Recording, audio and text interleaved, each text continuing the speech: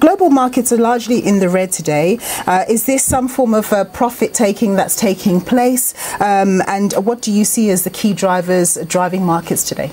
This is an interesting question because we had previously seen that positive US session over the past couple of days. US markets were making record highs, and it looked like we're going to see a little bit more risk appetite in the markets.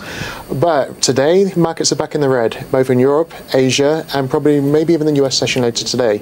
And you have to wonder what's changing the sentiment. And I think the main catalyst is most likely geopolitical tensions between North Korea and the United States, making investors a little bit more risk off, means lower stock markets, higher gold, and probably a higher Japanese yen. Now, obviously, you focus a lot on currencies. Do you think we're going to see more weakness in the US dollar? And what does that then mean for Fed Reserve policy? Another good question. So the US dollar has obviously been dropping now for consecutive months, and only last week it hit its lowest level since early 2015. We're seeing a little bit more support for the dollar this week, but on an overall basis, I still think the US dollar's got further room to depreciate. It comes down to uncertain US interest rate policy. Nobody really knows what the intentions of the Federal Reserve are right now. A few months back, they wanted to raise interest rates higher, higher, higher. Now that rhetoric seems to have changed, and there's more of a negative voice coming out that interest rates should be left unchanged. Then on top of this, you've got uncertainty over Donald Trump, particularly progress with legislative reforms. A lot was promised when he entered the White House, but we haven't seen really any progress. So investors are becoming a little bit impatient there. And with these geopolitical tensions as well, you're seeing just a little bit of an unconvinced appetite towards investing in the dollar. Okay. Now let's move to the UK, where the Bank of England is going to pronounce, or maybe has already pronounced, on monetary policy as we speak. Inflation in the UK is racing. It hit about 2.9% for August on a year-on-year basis. The target is 2%.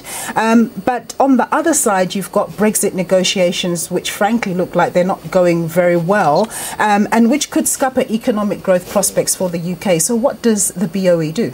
Exactly. The Bank of England are now in a very interesting position, and some people could say it's a catch-22 situation. Inflation's obviously very high. You're seeing price pressures increase in the United Kingdom. Most of it's because of the sterling weakness since the EU referendum outcome last June, and it's now starting to filter through on the economy. But other aspects of the economy, apart from jobs data, you're seeing more of a disappointing data read in 2017. The United Kingdom looks like it's going to be the weakest G7 economy, which warrants lower interest rates. And then you've got so much uncertainty with the Brexit. Nobody really knows what's going on. There's not much progress. And obviously with the Brexit, you're going to have economic uncertainty. So the Bank of England now have got to make the decision. Are they going to raise interest rates because price pressures is beginning to get very high? They're exceeding wage growth, which is not good for the economy.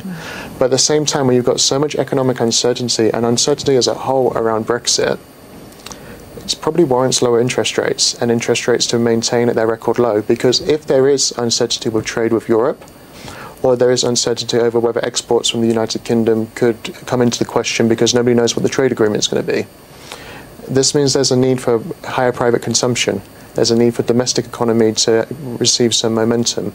It basically warrants lower interest rates.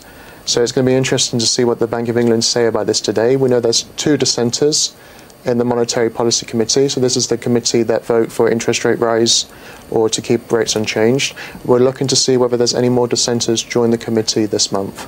Well, we wouldn't want to be in their shoes.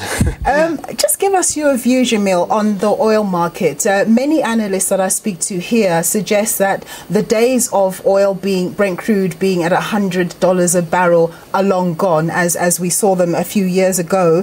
And that's simply because they say that the US shale gas producers are able to fill any supply gaps. Would you agree with that sentiment? The oil industry has definitely changed, and this is one of the battles that OPEC continuously face. The industry's changed. OPEC are no longer as in control of the industry as they used to be. This is a primary reason why the oil market still maintained very low. At $100 3 years ago, now just bouncing around $50, sometimes a little bit lower, sometimes a little bit higher. We're seeing a lot of hesitation from investors to take longer-term positions on oil because they do not see these oversupply dynamics changing. So basically, there's still a lot of oversupply in the markets, too much supply for what there is demand for the commodity. And this is making investors hesitant. I wouldn't say necessarily that oil can't recover over the medium term and longer term, because you never say never in finance. However, Clearly, investors are still put off from these longer term positions, and you can see they're playing these ranges between $45, $55, and seeing how the oversupply dynamics play out in the future. Here in the South African economy, what's been a key piece of information for us is this news from the Reserve Bank that our current account deficit widened to 2.4% of GDP in the second quarter. Now, that should be rand negative, and indeed we have seen that the rand has got a little bit negative as a result. But the question that I want to put to you is, as an international investor, when you speak to other investors and with the hat that you wear, how do you perceive South Africa as an investment destination relative to other emerging markets? I think that what investors are looking at right now is this expectations that the Reserve Bank of South Africa are going to begin an easing cycle where they're going to be lower interest rates, and hopefully it's going to improve the domestic economic fortunes. This is what we're looking at the international scale, and there is a scope there for the Reserve Bank of South Africa to actually continue to cut interest rates if it wants to. It wouldn't surprise me with inflation now drifting below 5%. There is a decline in economic data. You're seeing private investment is something that needs to be encouraged, that the bank could actually reduce interest rates to encourage consumer borrowing, corporation borrowing, to actually stimulate the domestic economy.